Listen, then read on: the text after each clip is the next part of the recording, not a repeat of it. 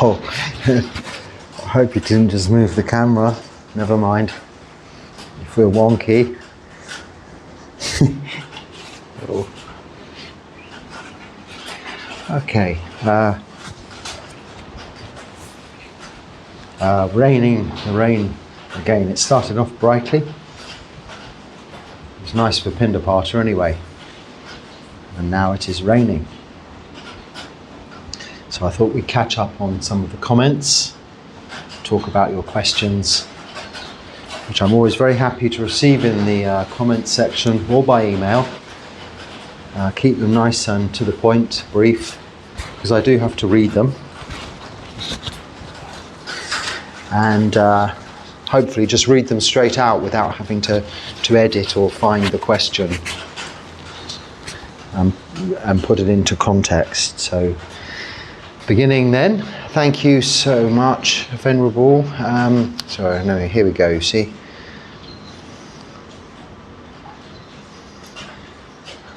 This is the point, right.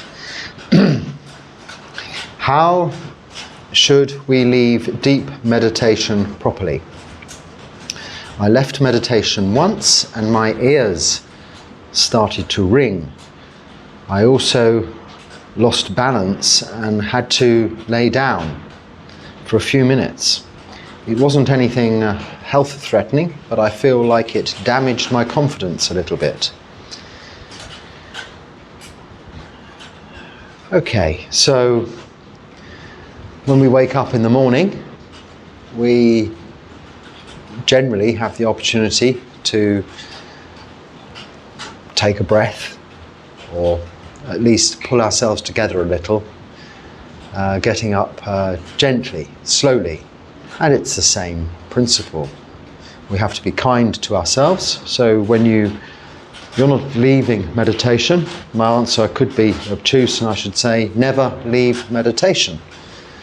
Carry on meditating. When you get up from sitting posture, you're just standing meditation. Then walking meditation, until lying down is lying meditation. These are the 4 postures. We should always be meditating. But realistically, if you're in a deep state of absorption, samadhi, and the timer, much is the case that people have to have some kind of time limit in their meditation. If not, then just carry on meditating, don't leave. But if the alarm goes off or the bell rings, ensure if you can that it's a soft kind of alert, alarm, bell, nothing too shocking, a gentle noise, even the beginning of a little chanting, something like that, a blessing. Open your eyes slowly. Continue to watch the breath as you breathe in and you breathe out. Continue to relax your face and do much the same as when you were entering meditation, but in reverse. So if you can, allow enough time. So like we try and arrange that waking up in the morning isn't too much of a shock, we have time to get up slowly, sit, have a cup of coffee before we go about our ablutions and daily activities. It is the same principle. You might have felt dizzy and such like simply because you've been sitting for so long, and then you get up quickly. This will happen. So certainly don't get up quickly. Slowly take things carefully or mindfully, and then continue this mindfulness of the breath and the body throughout all of the activities thereafter. It's really just a case of being mindful and being gentle and kind to yourself.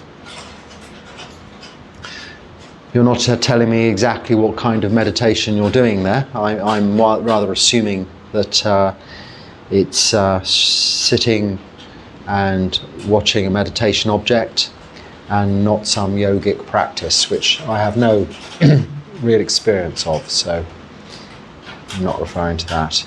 Okay. If look, I need to see the questions. You want to play now. She wants to play. because she can't go outside to play, maybe because of the rain. Yes, okay.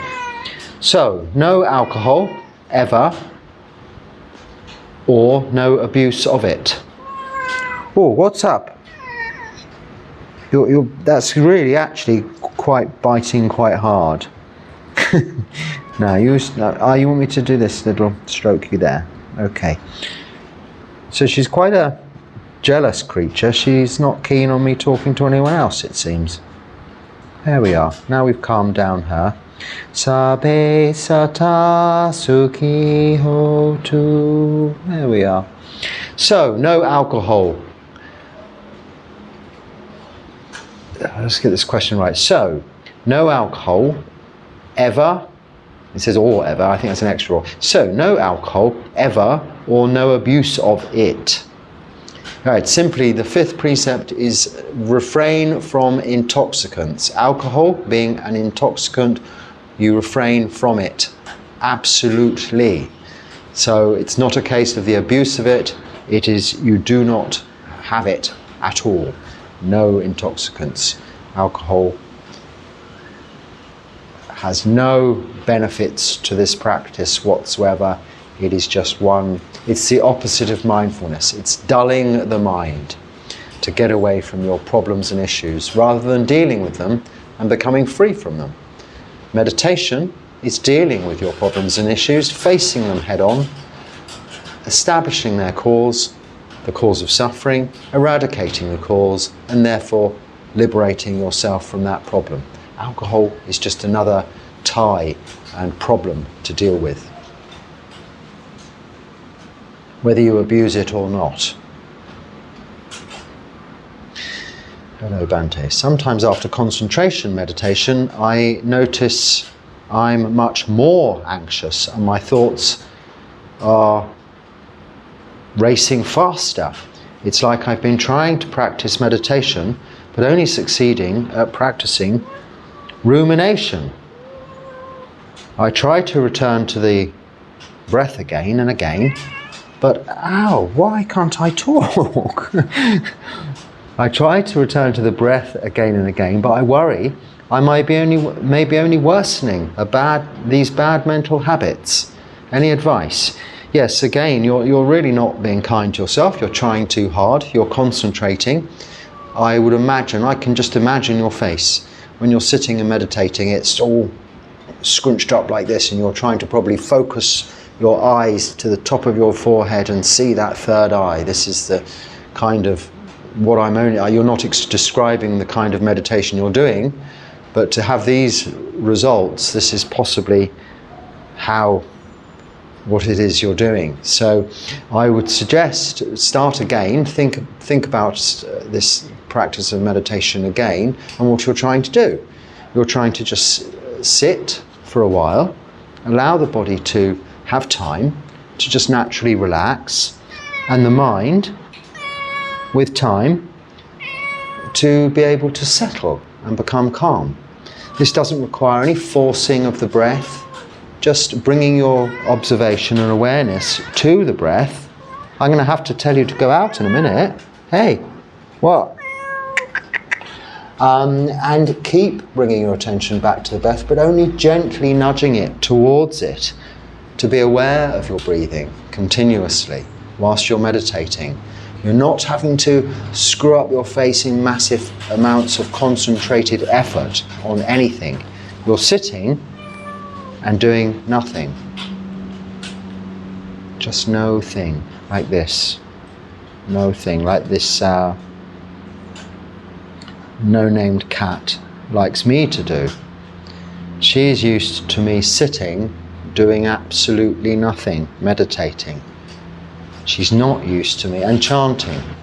She's not used to me talking like this. Also, I'm perhaps because I haven't put my robe on. She's wondering what's going on. So try just to not try so hard. Try not to try. Relax. Enjoy your practice. Enjoy your meditation.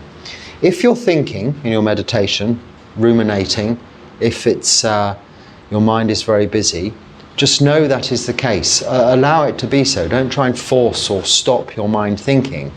It will do so. It will think whether you want it to or not. Eventually, with time and with practice, repetitively meditating, sitting, keeping your posture correct, also in everyday life maintaining sila, you will train the mind, like we were talking yesterday of training a wild horse, bringing it to on a tether, to let it come into some sort of just gentle way of bringing it, coaxing it into a control so you can ride it safely. This is much like the mind. You're just slowly bringing it into a central point, in this case not a stake with a rein, but this meditation object, but gently and slowly, and then you won't have these symptoms of really what are stress from trying too hard.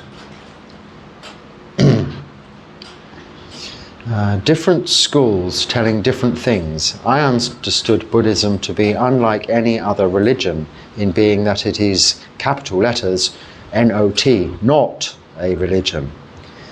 Okay, so that's, and you're from Scotland. So it isn't like a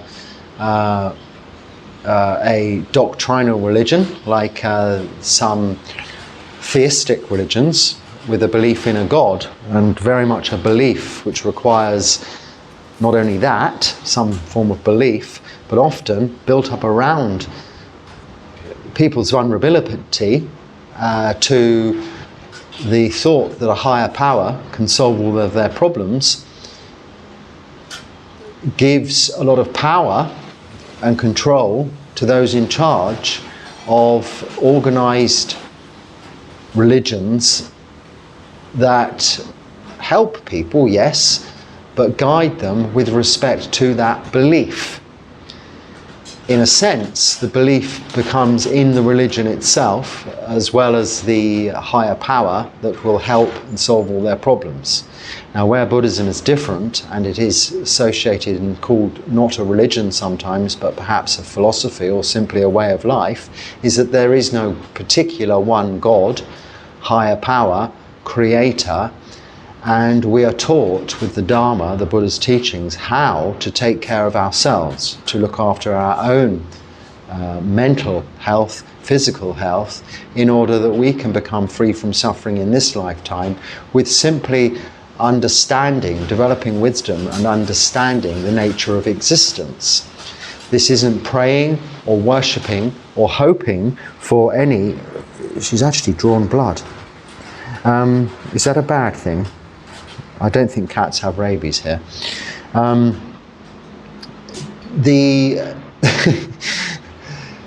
religions that establish themselves around this and, you know, the huge followings, and then the power and the money and all of this so on and so forth that goes with it, is what perhaps you might be referring to. As far as different schools telling different things, yes, this is the nature of all religions. Christianity has very many different, even just look at Protestants and Catholics, how different that is. And then you have the other Judaic faiths, you have Islamic faiths. They all have their, different branches and different schools and different traditions and different ways of doing things. But in them all, there should be a core teaching, a core understanding. And in theistic religions, one God, and maybe one set of moral virtues. We have 5 precepts: no killing, stealing, sexual misconduct, lying or taking of intoxicants. In Christianity, for example, they have 10 commandments, which include some of those, not all of them. You can drink, but these remain constant throughout the different schools. This is what we should bring our attention to. If we have a commitment to a practice, a way of life, a philosophy, then you should look at the lowest common denominator of that first. And then, if there are branches of the said religion that encompass various cultural adaptations and traditions that suit you, they can also be adopted. Now, of course, as this is the case, in what we term as Buddhist countries, Buddhism is very much classed as a religion. because it is the religion of the country, like Christianity officially would be considered perhaps the religion of my own country, the UK. I don't know whether that's a politically acceptable thing to say these days, but it used to be the Church of England, and I come from England, so one assumes that that Christian church, with all of its dogma, hierarchy, and all that, you know, both good and bad that goes with that, is very much a big and organised religion. But you probably won't find much in the way of organised religion as far as Buddhism is concerned there, and in a lot of Western countries where it is simply a philosophy, a way of life and a practice, including meditation, sila and development of wisdom.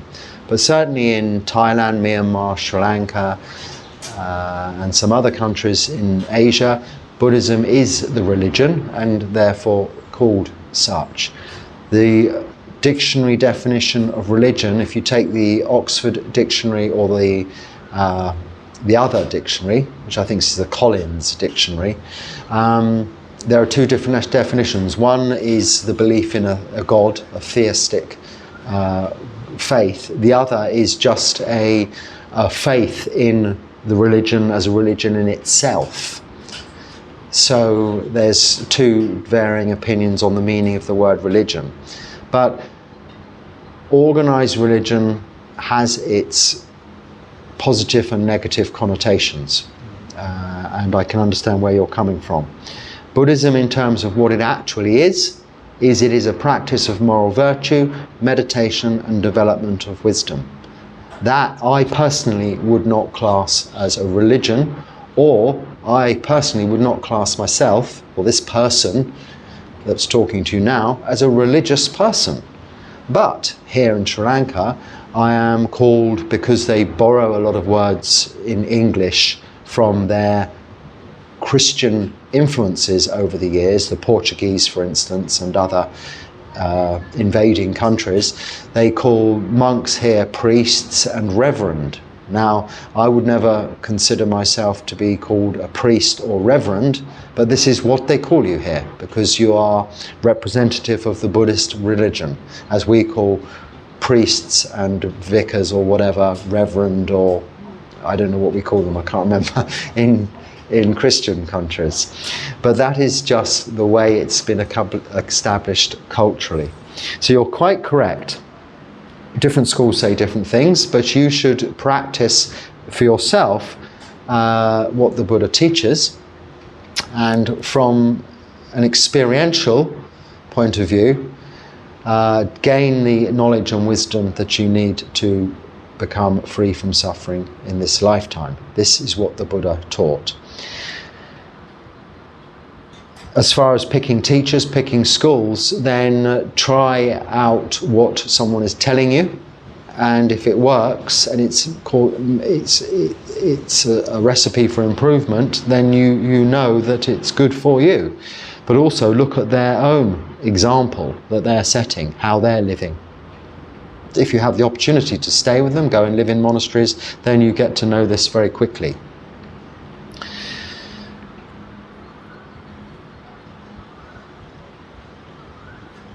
So that's not really a question, more than a comment, isn't it? So I was just checking. But yeah, so I think you're quite right, though. You understood Buddhism to be unlike any other religion. Yes, unlike any other, in it not being a religion. So someone coming from the West, as you do Scotland, would think that way, but people from Sri Lanka, Thailand or Myanmar, certainly they would call it a religion. But in their own language, religion may well just have slightly different connotations. We must try and get away from this picking of one word for, you see, my entire talking about that comment, although it's, I think, useful to talk about that subject matter, was really about the use of one word.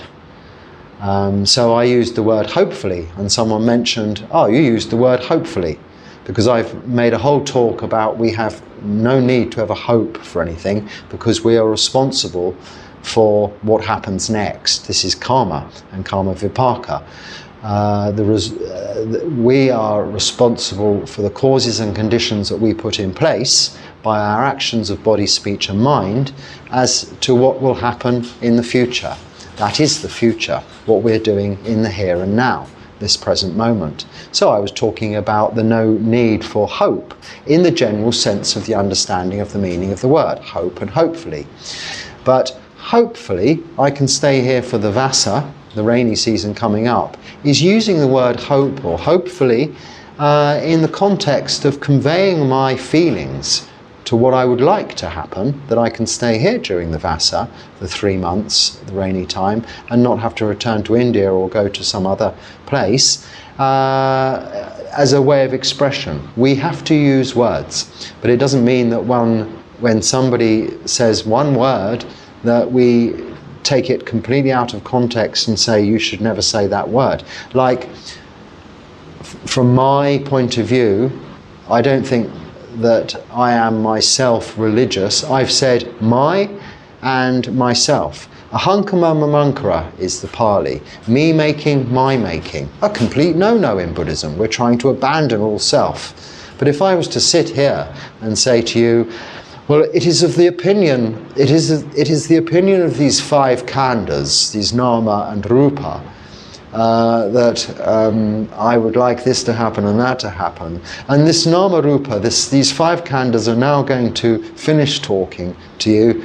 And these 5 khandhas are now going on pindapata and so forth. You would just be really taking it to its worst possible extreme by way of example.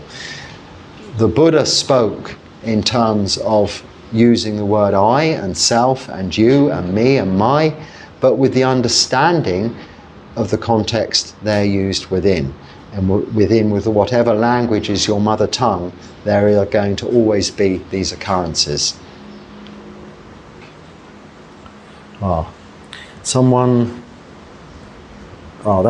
talked about that.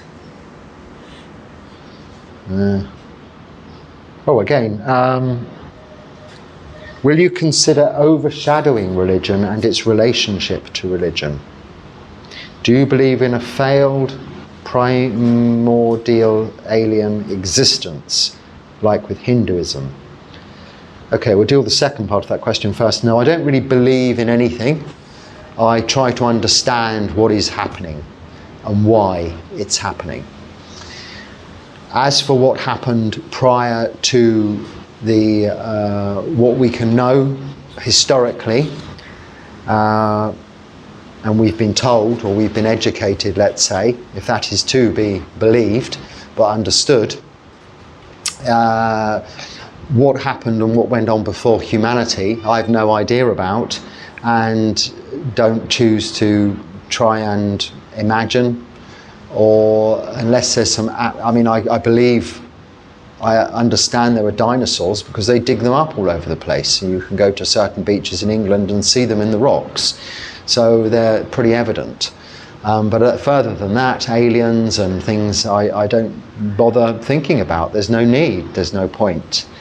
I believe if I keep my hands still and I keep looking at the camera, she won't bite and scratch me anymore. Whether this is to be the case, I'm not sure. Will you consider overshadowing religion and its relationship to religion? I'm not really sure I understand the question, but I think I've just spoken about that. How religion can become quite out of control, or how you can take parts of religion that are good and use them for your own benefit, whatever those religions are. The rest of it, you can take it or leave it, can't you? That is up to us individually, which is what the Buddha taught. Don't rely on anything externally for happiness. It comes from within, our own practice. So it's not overshadowing religion, it's I don't pay much attention to it. There is a lot of hierarchy and goings on in terms of Buddhism as well in some of these countries that I visit and stay in, but I don't have anything to do with it really. I went to the Buddha Sasana here in Sri Lanka for some meetings with regards to visas and things like that. And frankly, because their practice is somewhat different to my own Sangha in India and various aspects involved, it was simpler and easier for me to just stay on the current arrangement I have. I have a 5-year visa anyway, than to go into all of the involvement of that hierarchy and religion, which has its own offices and employed members of staff whom are monks working 9 to 5, 5 days a week, except bank holidays and so on and so forth, in these places. Of course, they have to do that work, I suppose, needs to be done, but that isn't the aspect of religion that I have anything to do with, whether it's my own religion, as it is here, Buddhism, or another. My own practice is all that is of use to me, or interest to me, and that is my understanding of how the Buddha taught us to practice also. Which part of the UK are you from? Well, I'm born in Sussex, but lived in Hampshire, so Sussex and Hampshire, which are 2 counties. Counties are much smaller than states, I think. They're mini states. England and Scotland and Wales are divided into little counties. So Sussex and Hampshire, which is on the south coast, that's where I'm from.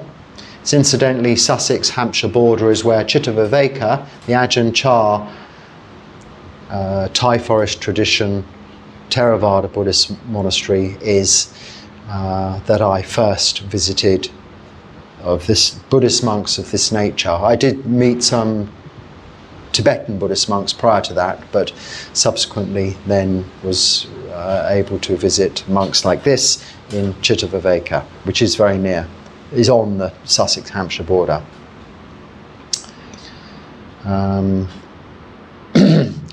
I wish to become a monk, but I'm not sure which vehicle to choose of the 3.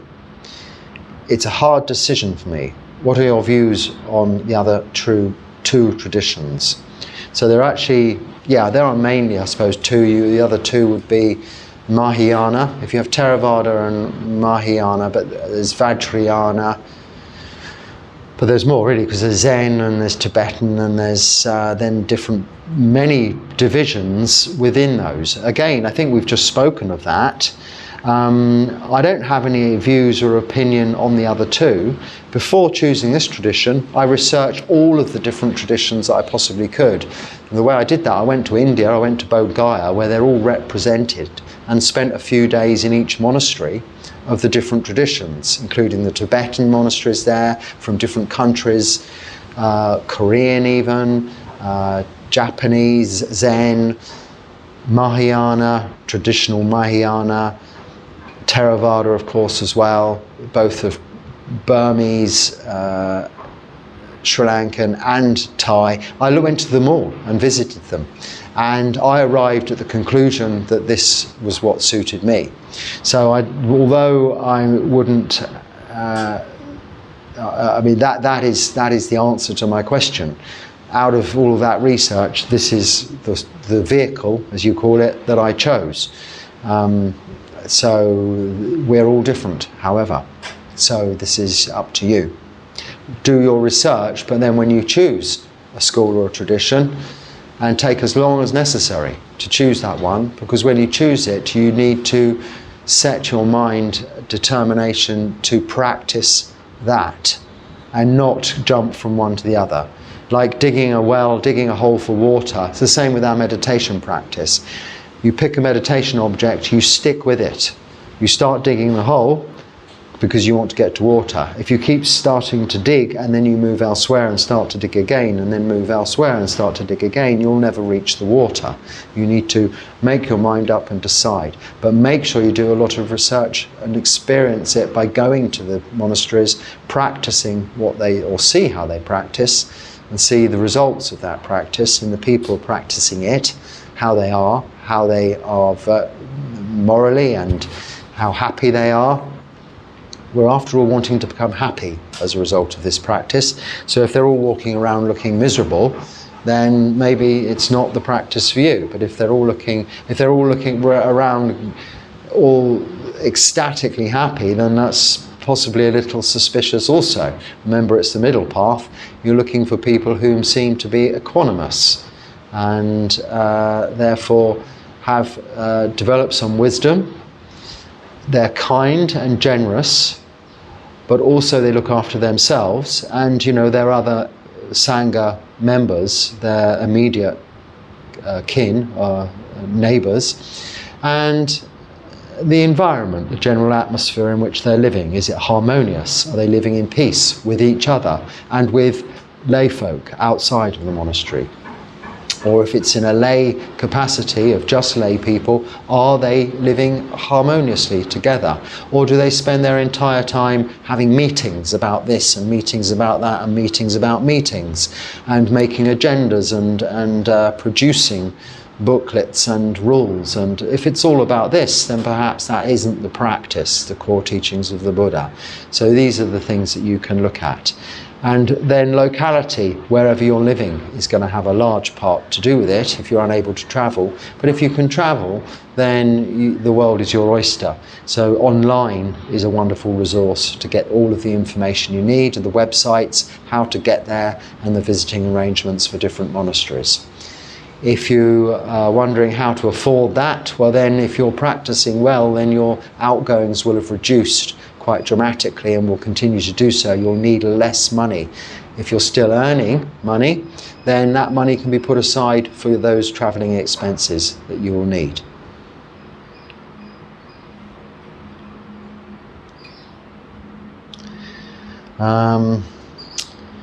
Then there's a little number, like the time, so that refers to a time in the video. Perhaps it was what killed him. Perhaps performing an act of grace for your murderer is a way to reach parinibbana. You say nirvana. We say nibbana in the Pali word, but it's the only reason I'm picking that is because nirvana and nibbana are understood and described slightly differently, I think, because they relate to different traditions as in Mahayana and Theravada. So Nibbana and Theravada is what I'm referring to, and the Buddha attained to Parinibbana on his death, supposedly, and you refer to here, I think, where I said in the video, after eating this last meal, which gave him basically food poisoning, which finished him off. He was ill and dying anyway, but a little bit of off meat, pork or something in this case, finished him off. Well, the person offering that dana was not to be considered a murderer. He was offering the Buddha a meal, so he was performing the utmost good karma you can actually possibly do. That is to feed the Buddha. If the Buddha didn't want to be killed by food poisoning or die at that time, it wasn't the right time, he could have easily avoided it. So he was not a murderer, and performing an act of grace for your murderer, if you're murdered, is part of the Noble Eightfold Path. Yes, to have no aversion, hatred towards people who harm you, to still have metta, karuna, loving kindness and compassion.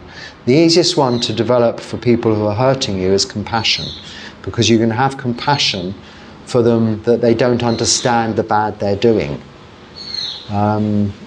Even Jesus on the cross said, apparently, forgive them, Father, for they know not what they're doing. They have ignorance still. So you have compassion, like Jesus had compassion.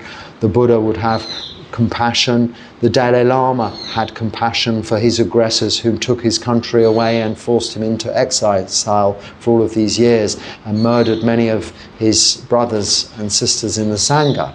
Still has compassion for the ignorance of those that partook in that.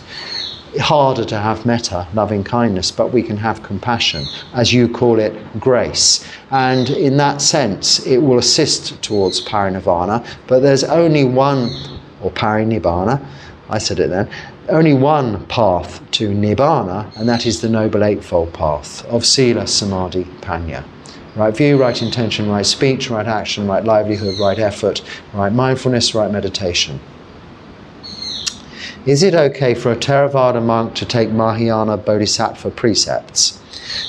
I don't know exactly what the Mahayana Bodhisattva precepts are, but the Bodhisattva vow is, I think, something like, I will keep helping others until the entire world or all of beings are enlightened before I'm enlightened myself. So it's not okay for a Theravada monk to take that vow or to abide by any different precepts to the precepts set out in Theravada Buddhism, because they would not be following Theravada Buddhism.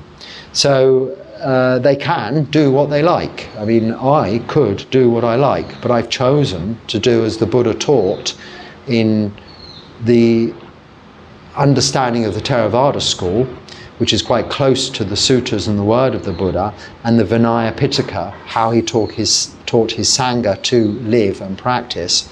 I have chosen to live that way.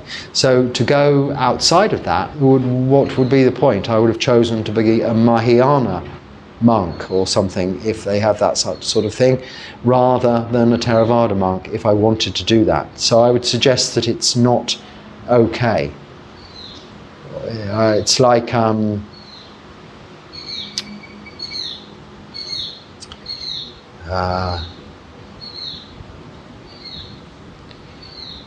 it's not really like anything, is it? I can't think of a good example, but that probably means that I should maybe put some antiseptic cream on my cat scratches here, and of which I have a couple, and I was just seeing if she's sitting on her chair. She has a chair outside. It's more for her. I don't usually sit on a chair. I prefer to sit like this. I shall call it these comments and questions have come to an end now anyway. So I hope there's something of use there. If so, then please use it. If not, then please just don't let it bother you and let it go. Thank you for watching. Until next time, be happy and stay well. Sukhi Hotu.